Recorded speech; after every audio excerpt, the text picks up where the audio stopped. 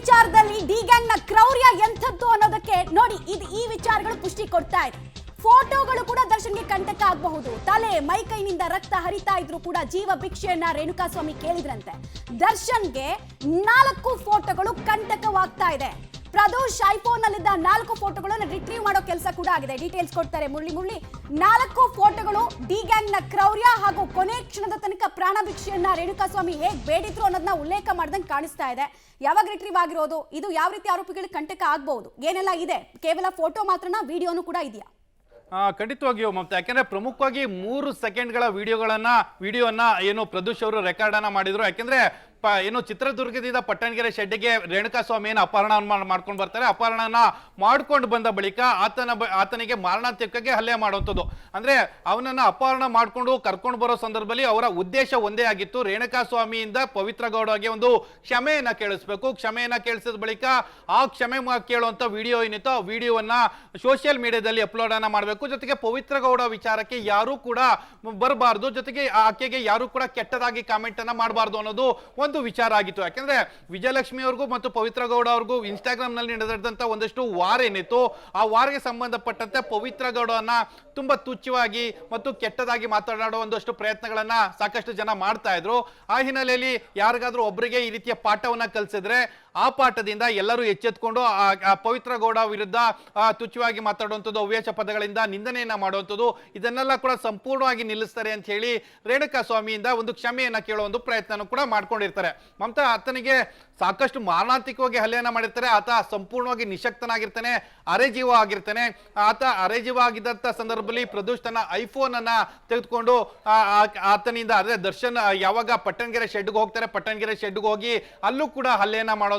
ಹಲ್ಲೆಯನ್ನ ಮಾಡಿದ ಬಳಿಕ ಪ್ರದೋಷ್ಗೆ ಒಂದು ಹೇಳಿಕೆಯನ್ನ ಕೊಡ್ತಾರೆ. ಅಂದ್ರೆ ಈತನ ಒಂದು ಕ್ಷಮಾಪಣೆ ವಿಡಿಯೋನ ರೆಕಾರ್ಡ್ ಮಾಡಿ ಸೋಷಿಯಲ್ ಮೀಡಿಯಾದಲ್ಲಿ ಅಪ್ಲೋಡ್ ಮಾಡಿ ಅಂತ ಹೇಳಿ ಹೇಳ್ತಾರೆ. ದರ್ಶನ್ ಖುದ್ದಾಗಿ ಏನು ಆ ಪಟ್ಟಣಗೆರೆ ಶೆಡ್ ನ ಒಳಗಡೆ ಇದ್ದ ಸಂದರ್ಭದಲ್ಲಿ ಆ ವಿಡಿಯೋ ರೆಕಾರ್ಡ್ ಮಾಡಲಿಕ್ಕೆ ಮುಂದಾಗ್ತಾರೆ. ವಿಡಿಯೋ ರೆಕಾರ್ಡ್ ಮಾಡ್ಲಿಕ್ಕೆ ಮುಂದಾದ ಸಂದರ್ಭದಲ್ಲಿ ಆತನ ಸ್ಥಿತಿ ಸಂಪೂರ್ಣವಾಗಿ ಶೋಚನೀಯವಾಗಿತ್ತು. ಆತ ನಿತ್ರಾಣನಾಗಿದ್ದ, ನೆಲಕ್ಕೆ ಬಿದ್ದು ಹೋಗೋ ರೀತಿಯಲ್ಲಿ ಇರ್ತಿದ್ದ. ಆದ್ರೂ ಕೂಡ ಆತನನ್ನ ಬಲವಂತವಾಗಿ ಕೈ ಮುಗಿದು ಬೇಡ್ಕೊಳ್ಳೋ ರೀತಿಯಲ್ಲಿ ಒಂದಷ್ಟು ಫೋಟೋಗಳನ್ನ ಮಾಡೋದು, ಒಂದು ವಿಡಿಯೋವನ್ನ ಮಾಡ್ಲಿಕ್ಕೆ ಪ್ರಯತ್ನ ಮಾಡ್ತಾರೆ. ಆ ಸಂದರ್ಭದಲ್ಲಿ ಆತನಿಗೆ ಅದು ಸಾಧ್ಯ ಆಗಲ್ಲ.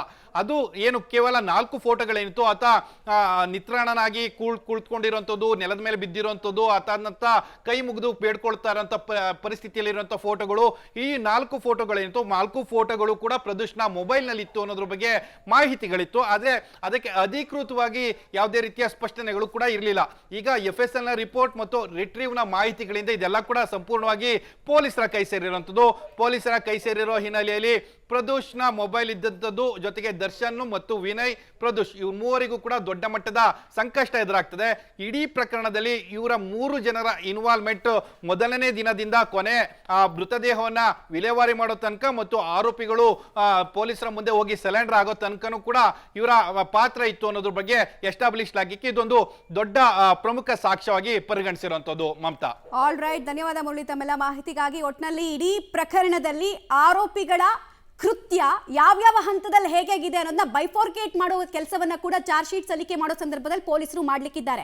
ಒಬ್ಬ ಆರೋಪಿಯ ಪಾತ್ರ ಏನು, ಆತ ಇಡೀ ಪ್ರಕರಣ ಸ್ಟಾರ್ಟ್ ಆದಾಗ್ಲಿಂದ ಕಾನ್ಸ್ಪಿರಸಿಯಿಂದ ಹಿಡಿದು ಕಿಡ್ನಾಪ್, ಅಕ್ರಮ ಬಂಧನ, ಚಿತ್ರಹಿಂಸೆ, ನಂತರ ಕೊಂದು ಹಾಕೋದು, ನಂತರ ಶವ ವಿಲೇವಾರಿ, ಇಷ್ಟರಲ್ಲಿ ಯಾರ್ಯಾರ ಪಾತ್ರ ಏನು ಅನ್ನೋದನ್ನ ವಿಂಗಡಣೆಯನ್ನ ಸಾಮಾನ್ಯವಾಗಿ ಪೊಲೀಸರು ಮಾಡ್ಕೊಳ್ತಾರೆ. ಸೊ ಇಷ್ಟೂ ವಿಚಾರಗಳಲ್ಲಿ ಬೈಫೋರ್ಕೇಟ್ ಮಾಡಿದಾಗ ದರ್ಶನ್ರ ಪಾತ್ರ ಅತಿ ದೊಡ್ಡದಾಗಿ ಇರೋದನ್ನ ಪೊಲೀಸರು ಕಂಡುಕೊಂಡಿದ್ದಾರೆ. ಹೀಗಾಗಿ A2 ನಿಂದ A1 ಆಗಿ ಬಡ್ತಿ ಪಡಿತಾ ಇದ್ದಾರೆ ದರ್ಶನ್ ಯಾವ್ಯಾವುದೋ ವಿಚಾರದಲ್ಲಿ ಬಡ್ತಿ ಪಡೆದಿದ್ರು. ನೋಡಿ, ಈಗ ಕೊಲೆ ಕೇಸ್ನಲ್ಲೂ ಕೂಡ, ಆರೋಪದಲ್ಲೂ ಕೂಡ A2 ನಿಂದ A1 ಆಗೋ ಹಂತಕ್ಕೆ ಬಂದು ನಿಲ್ತಾ ಇದ್ದಾರೆ.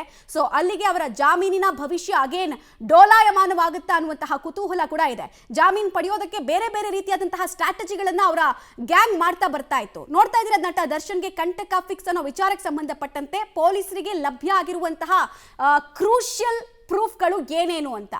ಒಂದು, ಆ ಫೋಟೋಗಳು, ಟೆಕ್ನಿಕಲ್ ಎವಿಡೆನ್ಸ್ಗಳನ್ನ ಡೇಟಾ ರಿಟ್ರೀವ್ ಮಾಡುವಲ್ಲಿ FSL ಟೀಮ್ ಯಶಸ್ವಿ ಆಗಿದೆ ಅನ್ನೋದು ಗೊತ್ತಾಗ್ತಾ ಇದೆ. 3 ಸೆಕೆಂಡ್ನ ಒಂದು ವಿಡಿಯೋ, ಜೊತೆಗೆ ದಯನೀಯ ಸ್ಥಿತಿಯಲ್ಲಿರುವಂತಹ ರೇಣುಕಾಸ್ವಾಮಿ ಪ್ರಾಣ ಭಿಕ್ಷೆಗೋಸ್ಕರ ಕಟುಕರ ಮುಂದೆ ಬೇಡ್ಕೊಳ್ತಾ ಇರುವಂತಹ ಫೋಟೋಗಳು ಕೂಡ ಈ ಆರೋಪಿಗಳಿಗೆ ಕಂಟಕವಾಗಬಹುದು ಅಂತ ಹೇಳಲಾಗ್ತಾ ಇದೆ.